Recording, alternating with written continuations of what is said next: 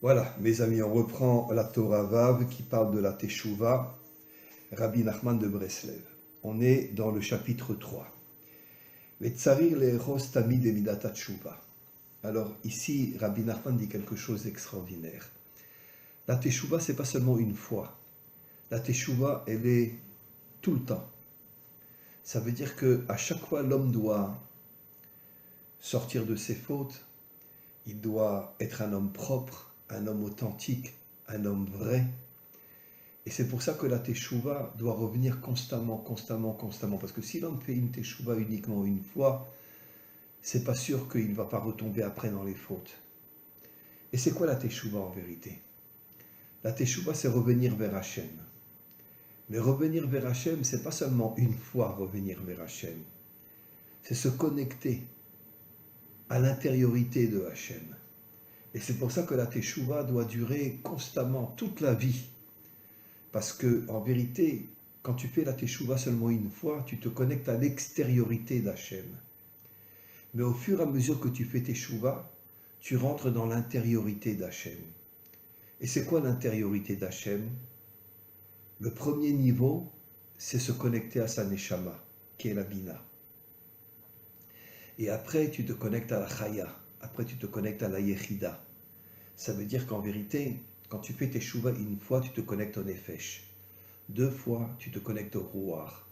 3 fois, tu te connectes à la neshama. 4 fois, tu te connectes à la chaya. 5 fois, tu te connectes à la yechida, qui est le keter. Et en vérité, il faut faire teshuva beaucoup plus que 5 fois. Parce que sinon, tu risques de retomber complètement dans les fautes. Ki mi yomar zachiti libi. Qui peut dire, j'ai purifié mon cœur? Et donc, c'est pour ça que la teshuva doit durer toute la vie. Toute la vie, l'homme doit faire teshuva. Tiarti mechatatai, ki besha she'adam omer chatati aviti pashati, afilu ze i efshar lomar bebar levav, bli pinya. Encore une fois, Rabbi Nachman dit que si un homme fait une teshuva une fois, 2 fois, c'est sûr et certain qu'il retombera dans les fautes. Et en vérité, nos maîtres nous disent que ce monde a été créé pour la teshuva. Ça veut dire que, bien sûr, avant de faire teshuva, l'homme tombe dans les fautes.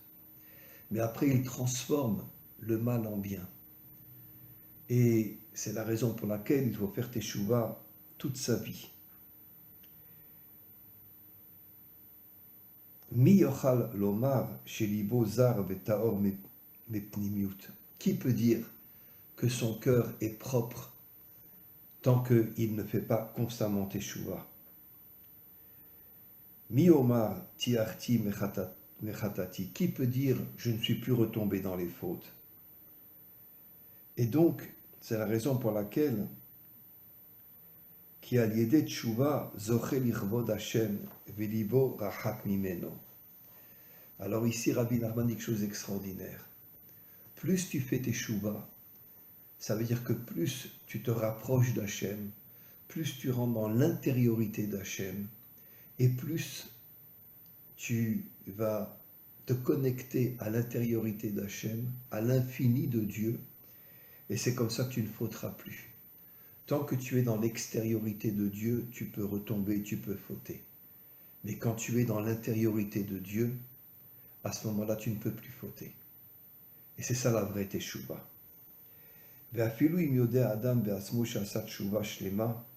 Même si un homme sait qu'il a fait une véritable teshuva, il faut malgré tout continuer toute sa vie à faire teshuva. Et là, je voudrais expliquer quelque chose. C'est quoi en vérité faire teshuva? C'est tout simplement étudier la Torah d'une manière authentique. Parce que plus tu étudies la Torah, et plus tu fais teshuva. Mais là, je voudrais rajouter quelque chose de très très important. Étudier la Torah, ce n'est pas uniquement étudier l'extériorité de la Torah. C'est rentrer dans le Zohar, rentrer dans le Harizal, rentrer dans les écrits du Rabbi Lubavitch, rentrer dans les écrits de Rabbi Nachman. Ça veut dire rentrer dans l'intériorité de la teshuva. En vérité, la teshuva, elle est extérieure et intérieure. Tant que la teshuva est extérieure, tu risques de retomber. Mais quand tu rentres dans l'intériorité de la teshuva, qui est le Zohar, le Harizal, le Rabbi de Lubavitch, Rabbi Nachman, qui disent des secrets inimaginables, quand tu rentres dans l'intériorité de la teshuva, tu ne tombes plus. Et pourquoi? Parce que l'intériorité de la teshuva, elle donne des forces à ton corps. C'est la neshama, c'est la chaya, c'est la yechida. Et tous les aspects de l'âme qui sont dans ton corps donnent des forces inimaginables à ton corps, et à ce moment-là, le corps ne tombe plus. Kimitrila que chez Asat Shuva, Asa Lefi Asagato. Ici, Rabbi Nachman dit quelque chose d'extraordinaire. La première teshuva, elle est selon le niveau de l'homme. Et donc, s'il ne continue pas à faire teshuva, c'est sûr qu'il retombera. La harkar bevadai, que sheoset teshuva bevadai umakir umasig yoter et Hashem yitbarar. Plus un homme fait teshuva, et plus il se connecte à Dieu. Bevadai asagato arishona ou beprinat gashmit. La première teshuva, elle reste très matérielle. C'est ce que j'ai expliqué, l'extériorité de la teshuva. Nimsa shetzari lasot teshuva asagato arishona val sheitgashem et romemut elokuto. Et c'est pour ça que l'homme doit constamment faire teshuva pour sortir de l'extériorité de la teshuva et rentrer dans l'intériorité de la teshuva.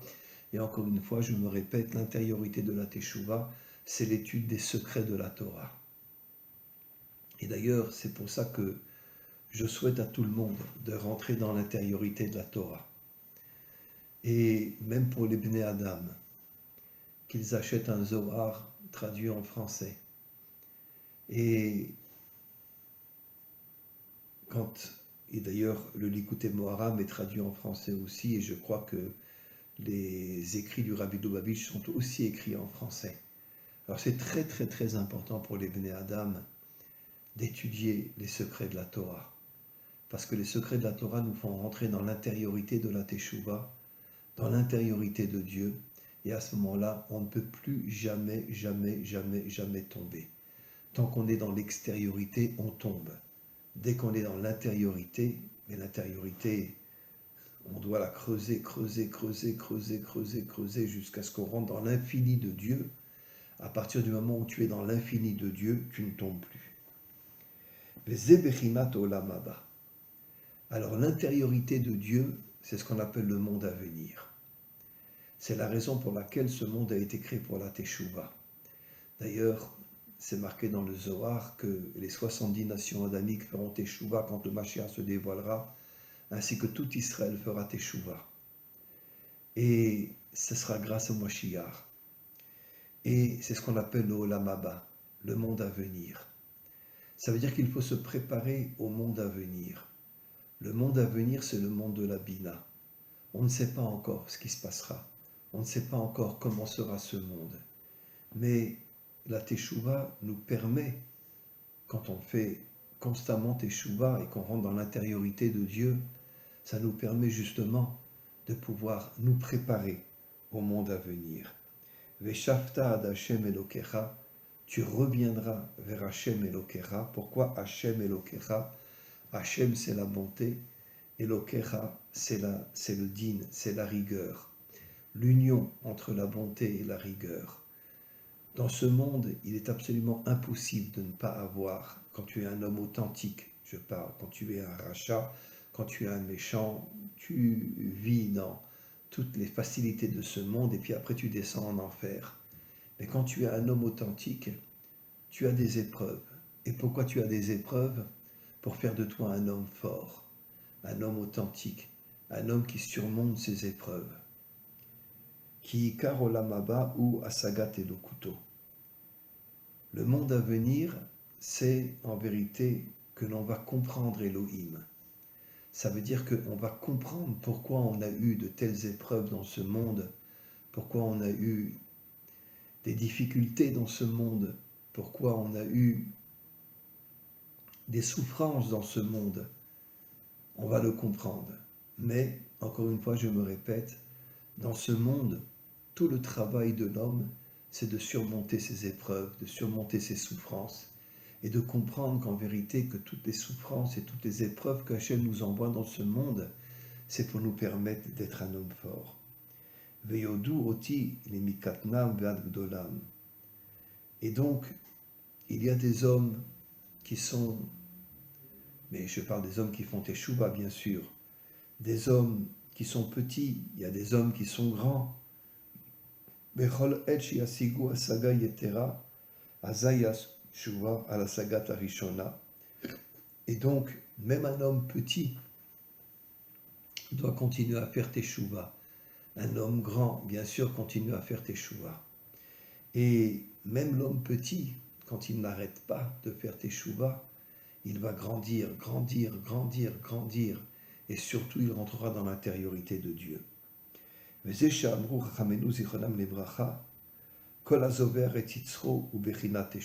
Tout celui qui tue son Yetzer Hara, tout celui qui tue son mauvais penchant, c'est ça la véritable teshuva. En vérité, la véritable teshuva, c'est tuer son mauvais penchant de manière à ne plus jamais, jamais, jamais tomber dans les fautes.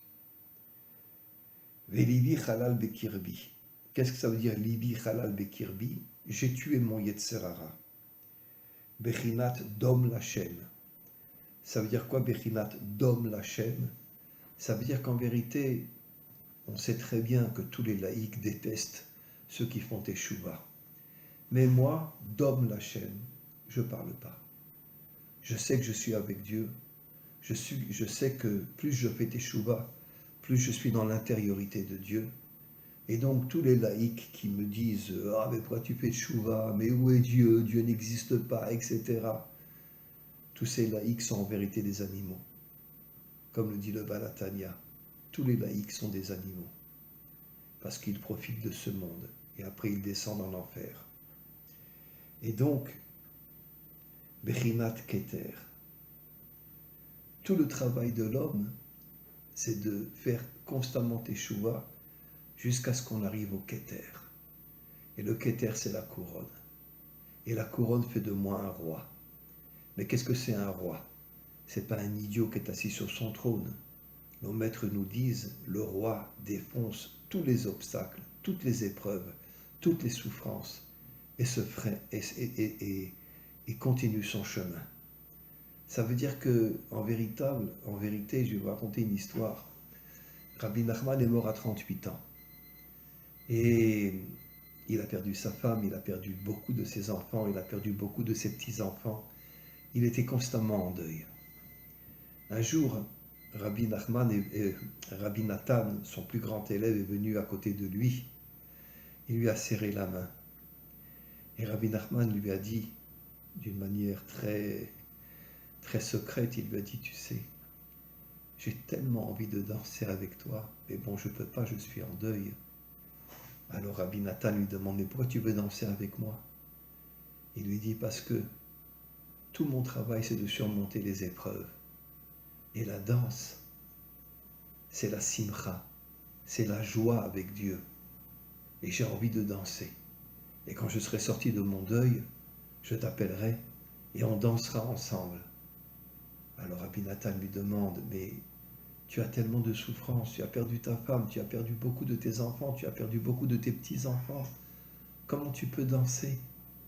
Et Rabbi Nathan et Rabbi Nachman lui répondent, mais tout simplement parce que je surmonte mes épreuves. Je sais que toutes les épreuves dans ce monde, c'est pour faire de moi un homme fort. Et c'est pour ça que j'arrive à surmonter mes épreuves. On continue. Ki'ilu kavdo la kadosh baruch hu beshne olamot. Alors là, Rabbi Nachman dit quelque chose d'extraordinaire. En vérité, la véritable teshuva, quand on continue à faire teshuva, c'est unir le monde d'en bas et le monde d'en haut. Ça veut dire unir le monde d'en haut, qui est le monde spirituel, et unir le monde d'en bas, qui est le monde matériel. Chez Zoché la sagat yetera ou makir beyoter et romemut elokuto veoset tshuva la tshuva. Et plus un homme fait teshuva, plus il rentre dans l'intériorité de Dieu, plus il devient un homme fort, plus il devient un homme authentique. Veze she'amru chachamenu zichronam livracha, or yekarod vekifaon. Il y a en vérité deux lumières dans ce monde. Il y a la lumière qui éclaire l'homme qui fait teshuva, et malheureusement il y a aussi l'obscurité. L'obscurité, c'est l'obscurité des laïcs, c'est l'obscurité de tous ceux qui en vérité veulent profiter de ce monde et ne sont absolument pas connectés avec Dieu et qui descendront après en enfer, en hébreu le Gehinom. Or, she'u yakar ba'olam hazeh, yeh kafou vekal le'olam haba. Alors ici, Rabbi Nachman dit quelque chose d'extraordinaire. La lumière dans ce monde, quand un homme fait plusieurs teshuvah, la lumière dans ce monde sera une lumière très faible par rapport au monde à venir. Parce que dans le monde à venir, on ne sait pas encore ce qui va se passer. Mais dans le monde à venir, il y aura une lumière tellement forte. La lumière de Dieu qui éclairera notre monde, et ce monde s'appellera le monde à venir. Cette lumière sera tellement forte qu'en vérité, l'homme vivra dans la lumière de Dieu. C'est ce qu'on appelle la Shrina, la lumière divine de Dieu. On sait que le premier jour, Dieu a créé la lumière, sa propre lumière. Mais une fois que Adam et Chava ont fauté et que le monde est complètement tombé, cette lumière a été cachée. Et je sais, je l'ai déjà expliqué, mais où la lumière est cachée? Elle est cachée dans ce monde. Le Mashiach commencera à dévoiler la lumière de Dieu dans ce monde.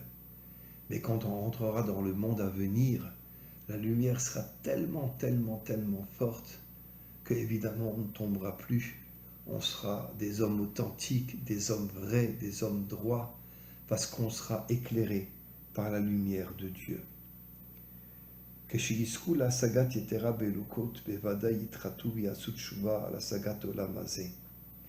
Et donc, en vérité, dans le monde à venir, Dieu va nous parler. Dieu va nous expliquer tout ce qui s'est passé dans ce monde. Pourquoi les méchants sont tombés dans le plaisir, pourquoi les hommes authentiques ont eu des épreuves, et pourquoi ces épreuves pour faire de nous des hommes forts. Et donc,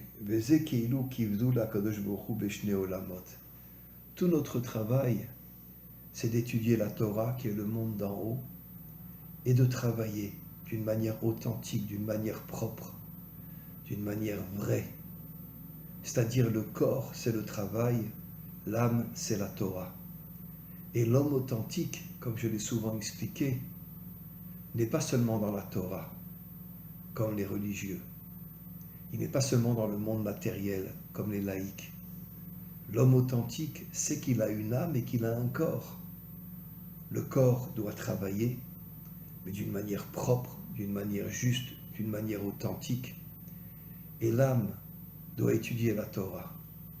Et quand un homme arrive à unir son âme et son corps, à ce moment-là, il devient un homme authentique.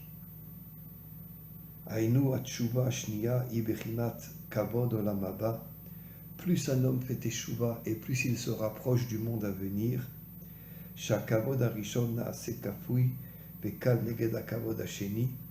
Et plus un homme fait teshuva, plus la lumière devient grande. Et dans le olam à venir, évidemment dans le olam haba, dans le monde à venir, la lumière sera une lumière extraordinaire. Mes amis, je voudrais conclure et vous expliquer quelque chose d'extraordinaire. La teshuva est très importante, autant pour Israël que pour les Bnei Adam. Les Bnei Adam aussi doivent faire teshuva. Ils doivent étudier la Torah. Ils doivent travailler d'une manière propre et surtout, ne plus tomber dans toutes les fautes de ce monde, la débauche, l'idolâtrie, la corruption. Mes amis, soyons des hommes forts, soyons des hommes authentiques, soyons des hommes qui surmontons toutes les épreuves de ce monde. Amen ve Amen.